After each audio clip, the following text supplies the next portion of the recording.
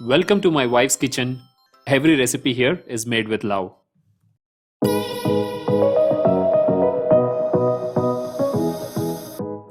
வீட் flower brown சுகரை வச்சு எப்படி மைதா மாவு டெக்ஸ்சர்லேயே ஒரு நல்ல சாஃப்டான ப்ரௌனி பண்ணுறது அப்படின்னு சொல்லி நம்ம பார்க்கலாம். ஒரு பவுலில் 1.5 கப் அளவுக்கு வீட் ஃப்ளாரு, இதில் ஒரு 1/2 டீஸ்பூன் மட்டும் தனியாக எடுத்து இங்கே தனியாக வச்சுருக்க சாக்லேட் சிப் கூட மிக்ஸ் பண்ணிக்கலாம். இந்த மாவு கூட 1/2 டேபிள் ஸ்பூன் அளவுக்கு பேக்கிங் பவுடர், 1/8 டீஸ்பூன் அளவுக்கு பேக்கிங் சோடா, இது எல்லாத்தையும் மிக்ஸ் பண்ணி நல்லா சலித்து எடுத்துக்கலாம். இந்த பேக்கிங் பவுடர் வந்து கட்டி கட்டியாக இருக்கும், அது எல்லாத்தையும் இந்த மாதிரி நல்லா தேய்ச்சி விட்டுட்டு ஃபுல்லாக சலித்து எடுத்துக்கலாம். சலித்த மாவில் 1/2 டீஸ்பூன் அளவுக்கு சால்ட்டு ஆட் பண்ணி நல்லா மிக்ஸ் பண்ணிக்கோங்க. இந்த மாதிரி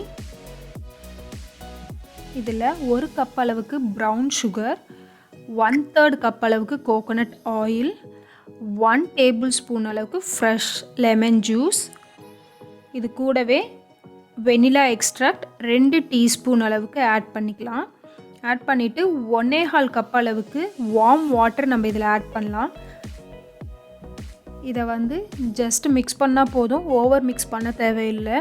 நீங்கள் ப்ரௌன் சுகர் இருந்தால் ப்ரௌன் சுகர் ஆட் பண்ணுங்கள், இல்லை ஒயிட் சுகர் இருந்தால் ஒயிட் சுகர் கூட ஆட் பண்ணிக்கலாம். இது கூட ஒரு 1/4 கப் அளவுக்கு கொக்கோ பவுடர், இதையும் நல்லா சலிச்சு எடுத்துக்கோங்க. குட்டி குட்டி கட்டியெல்லாம் இருக்கும், இது எல்லாத்தையுமே நல்லா இந்த மாதிரி தேய்ச்சி விட்டுட்டு சலிச்சு எடுத்துக்கலாம். அதே மாதிரி உங்ககிட்ட வினிகர் இருந்தால் கூட லெமன் ஜூஸ்க்கு பதிலாக அதை கூட ஆட் பண்ணிக்கலாம். உங்ககிட்ட எது இருக்கோ அதை ஆட் பண்ணிக்கோங்க. நம்ம எடுத்து வச்சுருக்க சாக்லேட் சிப்பில் கொஞ்சமாக வீட் ஃப்ளவர் ஆட் பண்ணோம் இல்லையா, அதை ஜஸ்ட்டு கோட் மட்டும் பண்ணி இந்த மிக்ஸ் பண்ண பேட்டர் கூட ஆட் பண்ணிக்கலாம். உங்கள்கிட்ட சாக்லேட் சிப் இருந்தால் ஆட் பண்ணிக்கோங்க, இல்லை அப்படின்னா ஆல்மண்ட் இருந்ததுன்னா அதை கூட கட் பண்ணி குட்டி குட்டி பீஸாக இது கூட மிக்ஸ் பண்ணிக்கலாம். உங்கள்கிட்ட என்ன இருக்கோ அதை இது கூட மிக்ஸ் பண்ணிக்கோங்க. எதுவுமே இல்லைன்னா ஜஸ்ட்டு ப்ளைனாக பண்ணலாம். நான் இதை வந்து ஒரு ஸ்கொயர் பேனில் ட்ரான்ஸ்ஃபர் பண்ணிக்கிறேன். இதை ஃபுல்லாக ட்ரான்ஸ்ஃபர் பண்ணிவிட்டு ஓவனில் வந்து 350 டிகிரி ஃபேரன்ஹீட்டில் ஒரு 30 மினிட்ஸ் போல் பேக் பண்ணி எடுக்கலாம். ஸ்டவ் டாப்பில் பண்ணுறீங்கன்னா லோ ஃப்ளேமில் வச்சு டூத்பிக் க்ளீனாக வர வரையிலும் பேக் பண்ணுங்கள். இந்த மாதிரி டேப் பண்ணிங்கன்னா ஏர் பபிள்ஸ் ரிலீஸ் ஆகிடும். 30 மினிட்ஸ் பேக் பண்ணி எடுத்ததுக்கப்புறம் நம்மளோட ப்ரௌனி பாருங்கள் எவ்வளோ நல்லா இருக்குது. இது வீட் ஃப்ளாரில் பண்ணதானே யாருமே கண்டுபிடிக்கவே முடியாதுங்க, அந்தளவுக்கு டேஸ்ட்டு கூட நல்லா இருந்தது ஆக்சுவலாக இந்த ப்ரௌனி. இதை கட் பண்ணி பார்க்கலாம் எப்படி இருக்குன்னு பாருங்கள். நைஃப் வைக்கும்போதே எவ்வளோ சாஃப்டாக ஸ்மூத்தாக கட் பண்ண முடியுதுன்னு.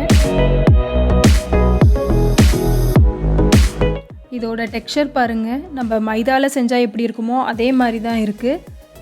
நம்ம உள்ளே போட்ட சாக்லேட் சிப்பெல்லாம் மெல்ட் ஆகி அங்கங்கே கொஞ்சம் கொஞ்சம் அப்படியே நல்லா தெரியுது. ஸோ ப்ரௌனி பிடிக்கிறவங்க சாக்லேட் சிரப் கண்டிப்பாக பிடிக்கும். Chocolate syrup with ice cream best combination.